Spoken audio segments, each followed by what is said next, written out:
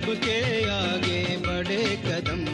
जीवन पुष्प चढ़ाने निकले माता के चरणों में हम। वंदे मातरम, वंदे मातरम, वंदे मातरम।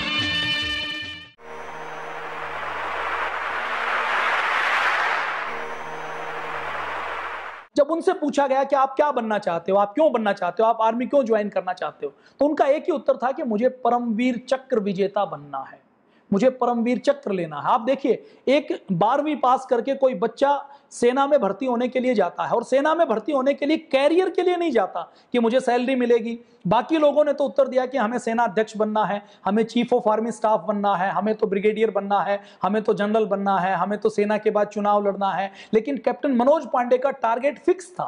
क्या टारगेट था? कि मुझे परमवीर चक्र विजेता बनना है। मतलब आप देखिए, ऐसी स्थिति में जहां पर कई टुकड़ियां भेजी गई, ये जो आपने टाइगर हिल देखी, आपने दूसरी चीजें देखी, देखिए बंकर की स्थिति क्या होती है, किस प्रकार से बर्फ के अंदर से युद्ध लड़ना पड़ता है।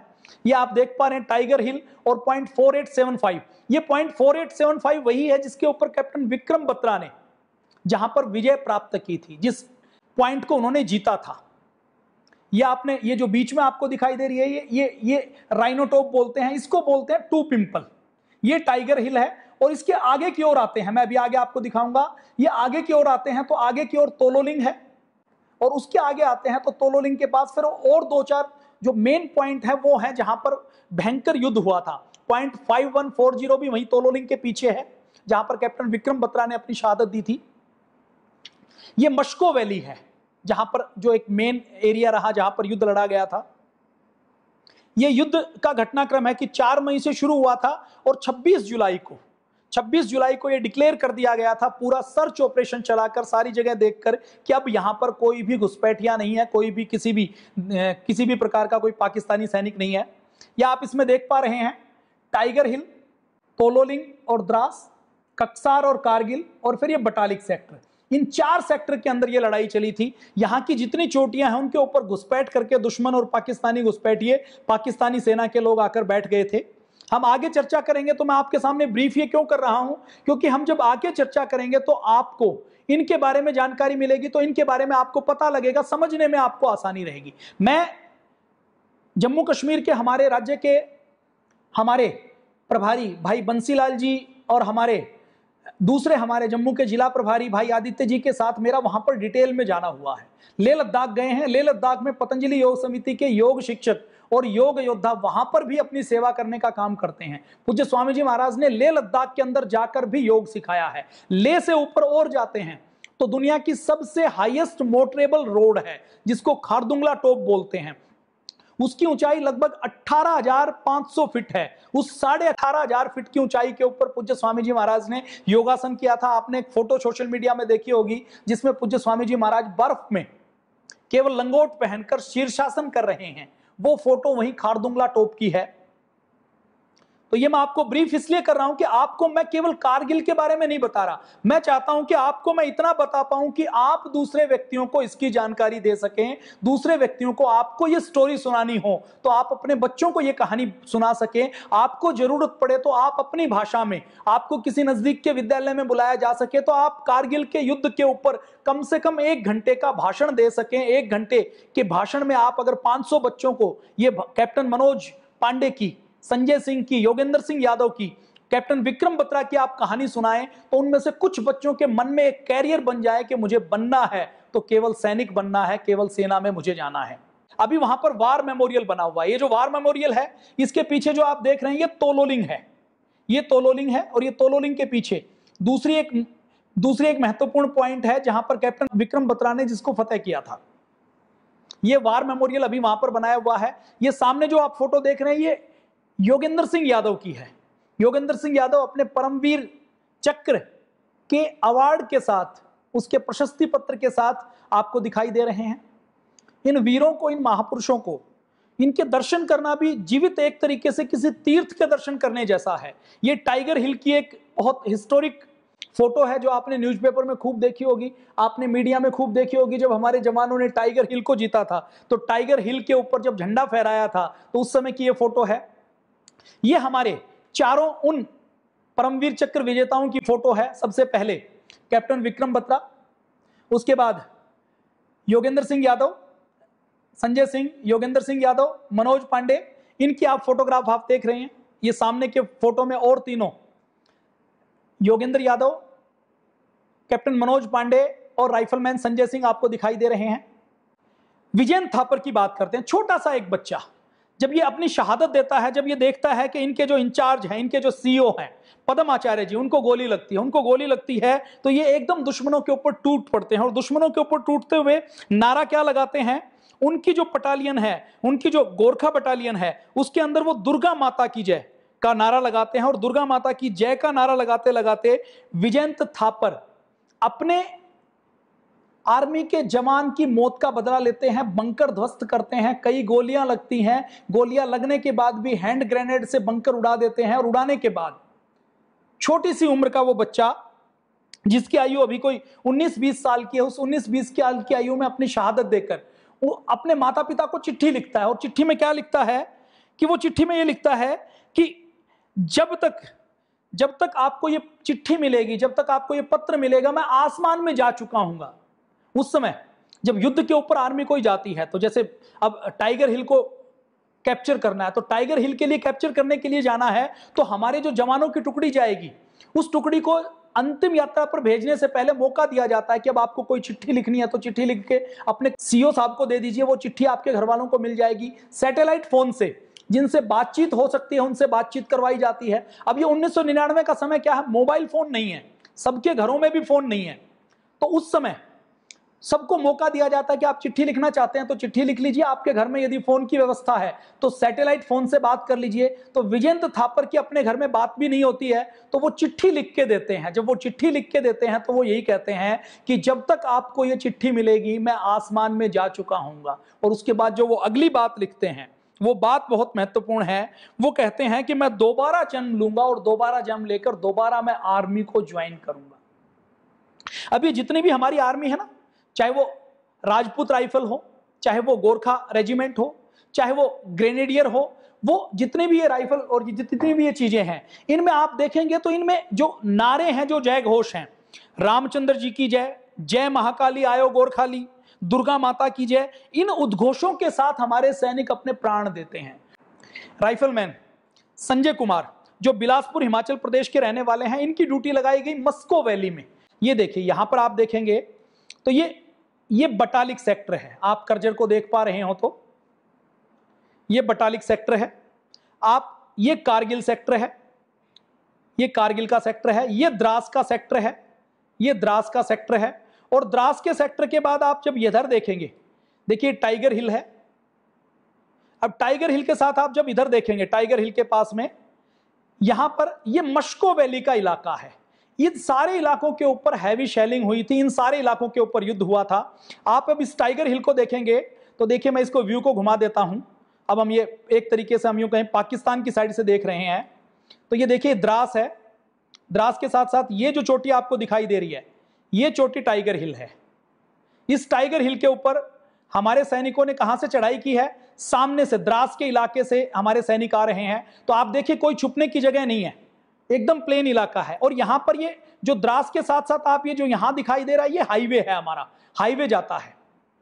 अभी जो कारगिल का वार मेमोरियल बना हुआ है वो यहां पर बना हुआ है, ये कारगिल का वार मेमोरियल है। आप अगर कहीं नहीं गए हों, कभी छुट्टियां मनाने के लिए आपको जाना हो, तो यदि आपको उत्तर प्रदेश में जाना हो तो रानी झांसी के किले में जा सकते हैं। आपको यदि और दूर जाना हो तो आप विदेश की जगह अंडमान निकोबार में काले पानी की झील देख सकते हैं। और आपको यदि कहीं हिल स्टेशन के ऊपर जाना है तो मैं नहीं कहूंगा कि आप किसी केवल टूरिस्ट हिल स्टेशन के ऊपर जाइए। आपको हिल स्टेशन पर जाना है तो आप लेह लद्दाख में जाइए, आपको धरती का स्वर्ग दिखाई देगा। और जब आप लेह लद्दाख श्रीनगर के रास्ते से होकर जाएंगे तो आपके बच्चों को देश की भौगोलिक स्थिति के बारे में पता लगेगा कि देश के सामने चुनौतियां क्या क्या हैं, देश के सामने रास्ते क्या क्या हैं। और जब आप लेह लद्दाख जाएं तो जीवन में एक बार संकल्प कीजिए कि आप कारगिल के वार मेमोरियल पर, जैसे गंगा का स्नान करने का आप संकल्प लेते हैं, केदारनाथ बद्रीनाथ 4 धाम करने का संकल्प लेते हैं, ऐसे ही एक संकल्प ले लीजिए कि हमें इन राष्ट्रीय तीर्थों का भी दर्शन करना है। तो ये टाइगर हिल है, आपको दिखाई दे रही है, कितनी शार्प चढ़ाई है, कितना मुश्किल है इसको कैप्चर करना। अब टाइगर हिल के साथ साथ ये पॉइंट 4875 है। 4875 के साथ साथ ये जो जिनको टू पिंपल बोला जाता है वो टू पिंपल चोटियां हैं। अब इसके साथ साथ ये चोटी तोलोलिंग है। तोलोलिंग के साथ साथ ये सारी चोटियों को जीता गया है। इन सारी चोटियों में ये 4875 की चोटी है। ये वाली जो चोटी देखते हैं ये 4875 की चोटी है, ये वाली चोटी। इस सारे इलाके के ऊपर आप कल्पना कीजिए कि दुश्मन घुस आया था। देखिए यहां से लेके ये टाइगर हिल है, टाइगर हिल से लेके इन सारी चोटियों के ऊपर तोलोलिंग, तोलोलिंग के साथ साथ पीछे 4875, फिर काकसार, खारबुक, कक्सार और ये कारगिल, और कारगिल के ऊपर आगे बटालिक तक, ये सारे हिस्से के ऊपर पाकिस्तानी सैनिकों ने आकर कब्जा कर लिया था। अब इनकी पोजीशन बहुत मजबूत है। हमारे सैनिकों को यहां से ऊपर चढ़ना है। ऊपर चढ़ते हैं तो उनके लिए सीधे वो फायरिंग की रेंज में है। यहां पर आप देखेंगे तो ग्रास के पास ये मश्को वैली का इलाका है। ये मश्को वैली है। इस मस्को वैली के पीछे आप देखिए ये जितनी पहाड़ियां हैं इसके ऊपर भी दुश्मन आया हुआ था। इस मस्को वैली में आप देख पाएंगे ये इनके ऊपर दुश्मन आया हुआ, इन पहाड़ियों के ऊपर दुश्मन का कब्जा था। मस्को वैली को कैप्चर करने के लिए जब राइफलमैन संजय कुमार की स्टोरी में सुना रहा हूं तो ये जो मस्को वैली है, इस मस्को वैली में जो फ्लैट टॉप है, इस मस्को वैली में इसको कैप्चर करने के लिए राइफलमैन संजय कुमार को लगाया गया, जो हिमाचल प्रदेश के रहने वाले थे। इन्होंने इस मस्को वैली में यहां पर असाधारण बहादुरी दिखाई। 2 गोलियां इनके घुटने पर लगी, 2 गोलियां इनको साइड में लगी, और साइड में और घुटने के ऊपर गोली लगने के बाद इन्होंने अपने एक कपड़े से अपने हाथ पर पहनकर दुश्मन के बंकर में जाकर, दुश्मन की एक ऐसी मशीन गन थी जो सबको निशाना बना रही थी, उस मशीन गन को पकड़ा, दुश्मन को साथ में खींचा और खींचकर उस बंकर को नष्ट किया, अपने सारे साथियों की जान बचाई और उस महत्वपूर्ण पॉइंट को, मस्को वैली को कैप्चर करने में अपना बड़ा योगदान दिया। राइफलमैन संजय सिंह को हम नमन करते हैं। और राइफलमैन संजय सिंह का कितना बड़ा योगदान है आप कल्पना करके देखिए कि 2-2 गोलियां लग चुकी हैं। गोलियां लगने के बाद भी रुके नहीं हैं, झुके नहीं हैं। इनको पता है कि नीचे से हमें कोई मदद मिल नहीं सकती है और हमें विजय प्राप्त करनी है। राइफलमैन संजय सिंह और कैप्टन विक्रम बत्रा एक ही यूनिट के थे। इन दोनों को एक साथ, एक यूनिट के 2 व्यक्तियों को एक ऑपरेशन में परमवीर चक्र मिला हो, यह भारतीय सेना के इतिहास में पहली बार हुआ है। तो राइफलमैन संजय सिंह को मस्को वैली में यहां पर उन्होंने असाधारण वीरता दिखाई थी। ये जो मस्को वैली है, यहां पर ये मस्को वैली है, आप देख पा रहे हैं। ये देखिए मैंने और थोड़ा सा एनलार्ज कर लिया। यहां से इन वैली की, इन पहाड़ियों के ऊपर उन्होंने बहुत असाधारण वीरता दिखाकर इसको कैप्चर किया था। इसके बाद अगली हम बात करते हैं राइफलमैन योगेंद्र सिंह यादव की। योगेंद्र सिंह यादव 18 ग्रेनेडियर के एक सैनिक थे। 19 वर्ष की आयु में इनको परमवीर चक्र मिला। 16 वर्ष, 16.25 वर्ष की आयु, जो छोटी सी आयु होती है, उसमें तो इन्होंने आर्मी को ज्वाइन कर लिया था। इनके पिता भी सेना में थे, पिताजी सेना में थे, तो पिताजी से ये 1962 के युद्ध की, 1971 के युद्ध की कहानियां सुनते थे। और जब वो ये कहानियां सुनते थे तो उनके मन में एक संकल्प आ गया था कि मुझे तो केवल सैनिक बनना है। रहने वाले कहां के थे? उत्तर प्रदेश। उत्तर प्रदेश का एक छोटा सा जिला है बुलंदशहर। बुलंदशहर जिले में भी एक छोटा सा गांव है औरंगाबाद अहीर के नाम से। उस औरंगाबाद अहीर नाम के गांव में रहने वाले, कोई बहुत बड़े ऊंचे सपने नहीं, बस बचपन में पिताजी से देश सेवा की कहानियां सुनी तो संकल्प बन गया कि मुझे देश की सेवा करनी है। और देखिए कितना बड़ा योगदान है, आप अंदाजा लगाइए। 1 मई को छुट्टी आते हैं 1999 में, 5 मई को शादी होती है, 20 मई तक, देखिए 4 मई को पता लगता है कि पाकिस्तानी घुसपैठ की आएगी, 15 मई तक ये क्लियर होता है कि अब युद्ध लड़ना पड़ेगा। सौरभ कालिया को पाकिस्तानी सैनिकों ने बहुत क्रूर तरीके से, उनकी पार्थिव देह के साथ उन्होंने बहुत क्रूर तरीका अपनाया, उनके टुकड़े टुकड़े कर दिए, उनका सिर काट दिया।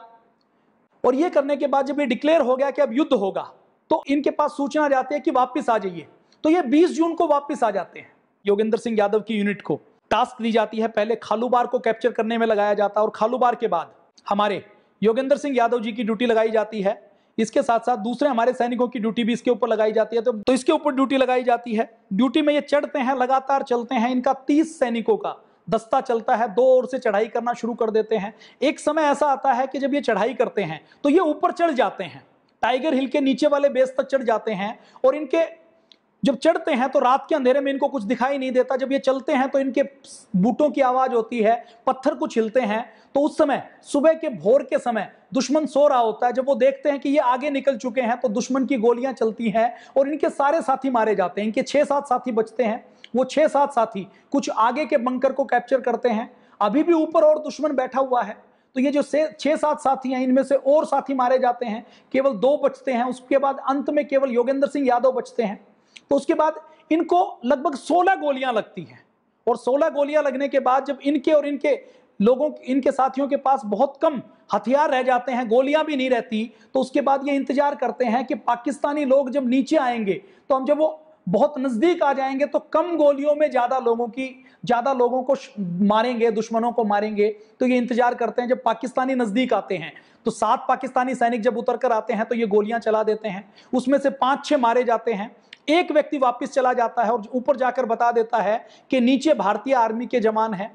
ऊपर से और ज्यादा जवान आते हैं। अब उस समय कैप्टन योगेंद्र सिंह यादव का एक हाथ टूट चुका होता है, हाथ के अंदर कई गोलियां लगी, 16 गोलियां लग चुकी होती हैं। आप कल्पना कीजिए, 16 गोलियां लग चुकी होती हैं। पाकिस्तानी आते हैं, देखते हैं योगेंद्र सिंह यादव पड़े हैं। अब वो सोच चुके हैं कि अब तो जान का मालिक भगवान ही है, अब तो बच नहीं सकते, अब तो मरना ही पड़ेगा। उन गिरे हुए सैनिकों के ऊपर भी पाकिस्तानी सैनिक गोली चलाते हैं और उनकी छाती के ऊपर गोली चलाते हैं। छाती के ऊपर गोली लगती है। अब योगेंद्र सिंह यादव का सौभाग्य देखिए, भारतीय सेना का सौभाग्य देखिए कि पर्स के ऊपर जो गोली लगती है, उनके ऊपर वाली जेब में जो पर्स होता है, उस पर्स में कुछ धातु के सिक्के होते हैं, गिलट के सिक्के होते हैं। वो गोली उन सिक्कों को टकराती है और योगेंद्र सिंह यादव की 17 गोली लगने के बाद भी जान बच जाती है। जब सैनिक मुड़ के जाते हैं तो योगेंद्र सिंह यादव अपने एक हाथ से ग्रेनेड फेंकते हैं, दुश्मन की मशीन गन लेकर दुश्मनों को मारते हैं। टाइगर हिल के ऊपर कब्जा करके, तब तक नीचे और पाकिस्तानी दुश्मनों को पता लग जाता है कि टाइगर हिल के ऊपर भारतीय सैनिकों ने कब्जा कर लिया है, तो नीचे से उनके सैनिक आना शुरू हो जाते हैं। तो योगेंद्र सिंह यादव तेजी के साथ सोचते हैं कि नीचे कंपनी कमांडर को सूचना देनी है, भारतीय सेना को सूचना देनी है, नहीं तो हम ये कब्जा बना नहीं पाएंगे। अब वो उतर नहीं सकते, गोलियां लगी हैं। कितनी गोलियां लगी हैं? 17 गोलियां लगी हैं। चल नहीं सकते, लेकिन उसके बाद वो अपने शरीर को, अपने हाथ को, जो हाथ उठता नहीं है, उस हाथ को हैंडल भी नहीं कर सकते, तो उस हाथ को पीछे ले जाकर अपनी बेल्ट के साथ बांध लेते हैं और बेल्ट के साथ बांधकर अपने आप को एक नाले के अंदर लुढ़का देते हैं। 400 मीटर तक नीचे बहते रहते हैं। नीचे जो भारतीय सेना के जवान हैं वो उनको देखते हैं, उनको नाले से निकाला जाता है। लहूलुहान रहते हैं। 72 घंटे में योगेंद्र सिंह यादव बताते हैं कि मैंने बिस्किट का केवल आधा पैकेट खाया था। वो जब कुछ बोलने की स्थिति में नहीं होते तो उनके सीईओ से उनकी बात करवाई जाती है। वो अपने सीईओ की आवाज को पहचानते हैं, उनको ग्लूकोज पिलाया जाता है वो, और उसके बाद फिर वो पूरी स्थिति को बताते हैं। योगेंद्र सिंह यादव यदि उस चोटी के ऊपर से बचकर नहीं आते तो टाइगर हिल के ऊपर जो कैप्चर करने का काम था, वो कैप्चर करने का काम नहीं हो पाता। तो ये टाइगर हिल के विजिट करते हुए, और जब टाइगर हिल के ऊपर कैप्टन योगेंद्र सिंह यादव जी, देखिए रैंक क्या है मैं इसमें भूल कर सकता हूं क्योंकि मैं एक सिविलियन हूं, मुझे रैंक के बारे में बहुत अधिक जानकारी नहीं है, लेकिन हम ये कह सकते हैं कि जिसको परमवीर चक्र मिल गया उसका सम्मान देश के किसी भी बड़े सम्मान से भी ज्यादा बड़ा सम्मान है। तो योगेंद्र सिंह यादव जी के सीईओ पहले जब वो चढ़ाई करते हैं तो उनसे कहते हैं, जब कैजुअलिटी बहुत ज्यादा हो जाती हैं तो ऊपर से ब्रिगेडियर और आर्मी के जो वरिष्ठ अधिकारी हैं वो उनसे कहते हैं कि वापस बुला लीजिए यूनिट को, टाइगर हिल के ऊपर कैप्चर करना अभी आसान नहीं है, इसको हम कैप्चर नहीं कर पाएंगे क्योंकि खतरा बहुत ज्यादा है, कैजुअलिटी बहुत ज्यादा हो रही है और हम ज्यादा सैनिकों को मरवा नहीं सकते, सैनिकों की शहादत नहीं करवा सकते। अब सीईओ साहब कह देते हैं कि ऊपर हमारे साथियों की लाशें पड़ी हैं, जब तक हम उनकी डेड बॉडीज को वापस नहीं ले पाएंगे तब तक हम पीछे नहीं उड़ेंगे। और योगेंद्र सिंह यादव को भी कहा जाता है, उनके साथियों को कहा जाता है कि आप लोग पीछे लौट जाइए, लेकिन वो साफ साफ कहते हैं हमारा एक ही संकल्प है, या तो हम विजय प्राप्त करेंगे या वीरगति प्राप्त करेंगे, लेकिन वापस नहीं लौटेंगे। अपने सीईओ को मना कर देते हैं, सीईओ ऊपर ब्रिगेडियर को, आर्मी के और जो वरिष्ठ अधिकारी हैं उनको मना कर देते हैं कि हम वापस नहीं आएंगे। रस्सियों के सहारे टाइगर हिल के ऊपर, देखिए यहां जब टुकड़ी चढ़ती है तो सामने से तो वो सीधे सीधे फायरिंग रेंज में, रात के समय जब वो चढ़ते हैं तो रात के समय जब वो चलते हैं तो चांद जब बादलों के बीच में छिपता है तो 2-2 4-4 कदम बढ़ाते हैं, फिर छुप जाते हैं। उसके बाद पाकिस्तानी सैनिक जब वो फ्लेयर जलाते हैं, इल्यूमिनेटिंग राउंड जलाते हैं जिससे रोशनी होती है, फुलझड़ी जलाते हैं, फुलझड़ी टाइप के जो उनके आर्मी के जो वेपन होते हैं वो जलाते हैं जिससे रोशनी होती है, तो वो 3 साइड से चढ़ने की कोशिश करते हैं। तो एक साइड से रस्सियां बांधकर वो ऊपर चढ़ते हैं, रस्सियां बांधकर ऊपर चढ़ते हैं रस्सियों के सहारे, और ऊपर चढ़कर वो टाइगर हिल को कैप्चर करते हैं। मैंने आपको बताया है कि अभी 16 साल की उम्र में आर्मी में शामिल हो गए, और योगेंद्र सिंह यादव वो मैं यूं कहूं कि एक जीवित शहीद हैं जिनको 19 साल की छोटी सी उम्र में परमवीर चक्र मिला और अभी जीवित हैं। ऐसे लोगों का पूरा सम्मान होना चाहिए। तो ये योगेंद्र सिंह यादव की हमने बात की। अब हम कैप्टन मनोज पांडे की बात करते हैं। कैप्टन मनोज पांडे जी का जन्म सीतापुर उत्तर प्रदेश में हुआ। सीतापुर उत्तर प्रदेश में उनका जन्म हुआ। 4 जुलाई 1999 में उन्होंने शहादत दी थी। उनकी शहादत कहां पर हुई थी? उनकी शहादत हुई थी बटालिक सेक्टर में। ये देखिए कारगिल के ऊपर, और जब हम आते हैं, ये कोक्सर का क्षेत्र है, कक्सर के और ऊपर जाते हैं, ये जुमकोर का क्षेत्र है, ये बटालिक का क्षेत्र है। यहां पर भी दुश्मन आया हुआ था। ये देखिए यहाँ की ये जो चोटियां है ना, इनके ऊपर आप ध्यान से देखेंगे तो बर्फ में ढकी हुई चोटियों के ऊपर भी आपको बंकर दिखाई देंगे। इन चोटियों के ऊपर भी बंकर बने हुए हैं। अभी पहले तो गर्मियों में सर्दियों में वापस आ जाती थी, अभी तो सर्दियों के अंदर भी हमारी आर्मी वहां पर रहती है।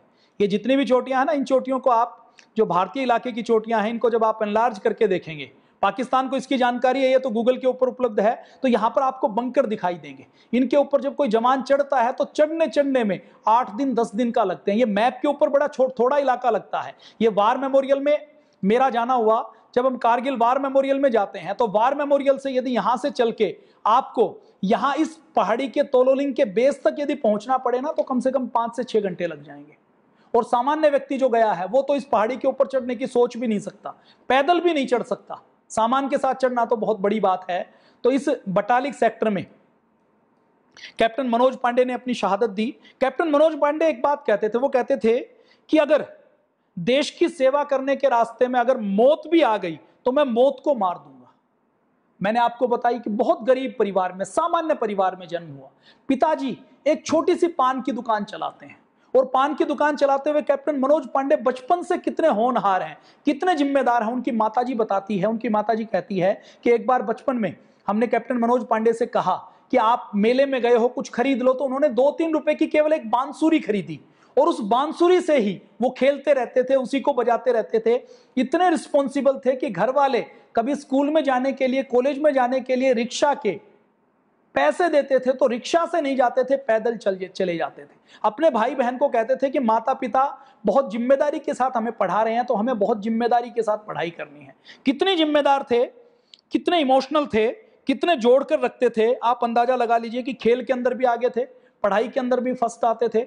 उनकी जब वो एनसीसी में थे, कॉलेज में थे, तो जब कोई फौजी आता था तो उसके आगे पीछे घूमते रहते थे, आगे पीछे आते जाते रहते थे। जब उनको एनडीए में जब उनको लिया गया और इंटरव्यू में जब उनसे पूछा गया, मैं रिपीट कर रहा हूं दोबारा ताकि आपको याद हो जाए, तो उन्होंने ये नहीं कहा कि मुझे आर्मी चीफ बनना है, मुझे ब्रिगेडियर बनना है, मुझे कोई चुनाव लड़ना है, मुझे कोई चीफ ऑफ आर्मी स्टाफ बनना है। उनका एक ही सपना था कि मुझे परमवीर चक्र जीतना है। और ये जो कैप्टन योगेंद्र सिंह यादव है ना, ये कैप्टन योगेंद्र सिंह यादव को पहले जब कारगिल में भेजा गया तो शुरू में इनकी ड्यूटी मोर्चे के ऊपर लड़ने के लिए नहीं लगाई।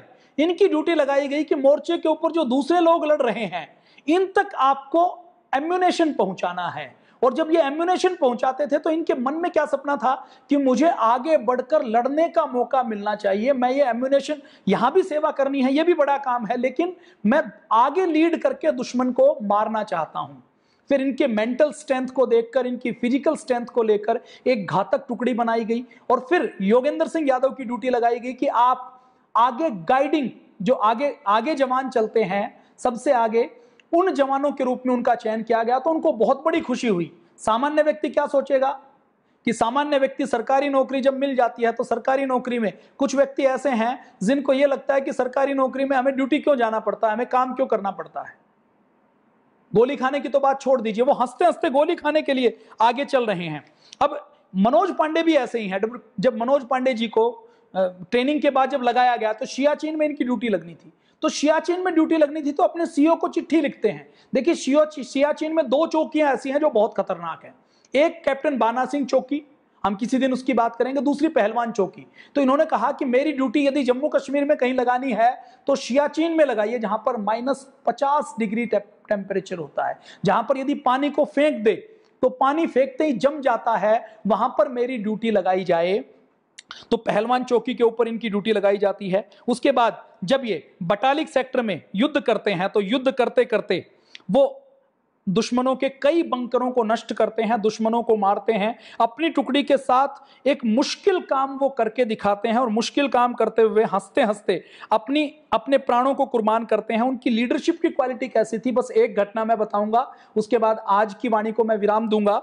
आज का हम ये राष्ट्र गौरव का कार्यक्रम समाप्त करेंगे। अभी देखिए उनकी माता, अब माँ तो गांव की अनपढ़ माता है, उनकी माँ कहती है कि बेटा तुम तो फौज में अफसर हो, मतलब कमीशन अधिकारी थे वो, तो वो कैप्टन थे, तो उनके जवान उनकी यूनिट में थे, तो कैप्टन तो आदेश दे सकता है ना किसको आगे जाना पड़ेगा किसको पीछे जाना पड़ेगा। तो उनकी माँ को भी पता है कि बेटा मेरा अफसर है, तो वो अपनी बेटे मनोज पांडे से कहते हैं कि बेटा जब कभी युद्ध हो जाए तो आगे तुम मत जाना, तुम अपने सैनिकों को भेज देना। अब कैप्टन मनोज पांडे क्या कहते हैं, अपनी माँ से पूछते हैं, वो कहते हैं माँ यदि युद्ध में आपको और मुझे जाना पड़े तो युद्ध में आगे आप जाओगी या मुझे भेजोगी। तो माँ कहती है कि बेटा मैं तुझे कैसे भेजूंगी, युद्ध में जाना पड़े तो मैं जाऊंगी। अब कैप्टन मनोज पांडे कहते हैं कि जितने मेरी यूनिट के बच्चे हैं, जवान हैं, वो मेरे बच्चों की तरह हैं। आप बताओ माँ, जब आप मुझे आगे नहीं भेज सकती तो मैं अपने जवानों को कैसे आगे भेज सकता हूं। तो ऐसी लीडरशिप, ऐसा प्यार कैप्टन मनोज पांडे के मन में था। तो कैप्टन मनोज पांडे को हम श्रद्धांजलि देते हैं, उनको हम नमन करते हैं। और जब उनको पहली जीत मिली तो पहली जीत के बाद उनके कुछ साथी शहीद हो गए, उन कुछ साथियों का बलिदान हो गया। तो बलिदान होने के बाद उनके मन में जीत की खुशी नहीं थी, उनके मन में ये पेन था कि मेरे कुछ साथी रह कैसे गए। और जब उन्होंने चढ़ाई शुरू की ना, तो अपने साथियों से कहा कि हम चढ़ तो रहे हैं, हम सब वापिस आएंगे, हम चाहे जिंदा वापिस आए या वीरगति को प्राप्त करके वापिस आए, लेकिन हम वापिस जरूर आएंगे। तो ऐसे कैप्टन मनोज पांडे को, योगेंद्र सिंह यादव जी को, परमवीर चक्र विजेता राइफल मैन संजय सिंह को, कैप्टन विक्रम बत्रा को, अनुज नैयर जी को, विजयंत थापर जी को और लेफ्टिनेंट बलवान सिंह, तो ऐसे ऐसे वीर, ऐसे ऐसे शहीद, ऐसी ऐसी हुतात्माएं हमारे देश में हुई हैं। हम राष्ट्र गौरव के इस कार्यक्रम में पतंजलि योगपीठ परिवार की ओर से इस जून और जुलाई महीने में कारगिल विजय को मनाते हुए, उनको स्मरण करते हुए, उनके 21 वर्ष पूर्ण होने पर हम इन शहीदों को, इन वीरों को स्मरण करते हैं, इनको नमन करते हैं, इनको वंदन करते हैं। और आपको यदि ठीक लगे तो जो पतंजलि योगपीठ परिवार से जुड़े हुए हैं वो विद्यालयों में जाकर कारगिल युद्ध की ये कहानियां हमें घर घर में पहुंचानी है। परम पूज्य स्वामी जी महाराज जैसे एक छोटे से गांव में किसान के घर पैदा होकर, पूज्य आचार्य श्री एक छोटे से किसान के परिवार में जन्म लेकर जब विश्व पटल के ऊपर भारतीय संस्कृति की ध्वजा फहरा सकते हैं, तो हिंदुस्तान का एक एक बच्चा बड़ा काम कर सकता है। आवश्यकता केवल जगाने की है, केवल बताने की है। तो आप और हम जुड़े रहेंगे। ये सारा कंटेंट कॉपीराइट फ्री है, आप इनका अधिक से अधिक प्रयोग कीजिए, अधिक से अधिक बताइए, अपनी भाषा में ट्रांसलेट कीजिए। और आपको ठीक लगे तो आप इसको शेयर कर सकते हैं। शेयर करें तो कम से कम 2 बार 3 बार करें, ताकि अधिक से अधिक लोगों तक, फेसबुक तक इसकी रीच पहुंचे। इसका लिंक आप व्हाट्सएप के ऊपर डाल सकते हैं। और राष्ट्र गौरव का यह कार्यक्रम इसी प्रकार बुधवार से लेकर रविवार तक आस्था के वैदिक चैनल के ऊपर प्रसारित होता है। आस्था की ऐप आप डाउनलोड कर सकते हैं। तो आप और हम ऐसे ही लगातार जुड़े रहेंगे। आज के लिए इतना ही। जय हिंद, वंदे मातरम, भारत माता की जय।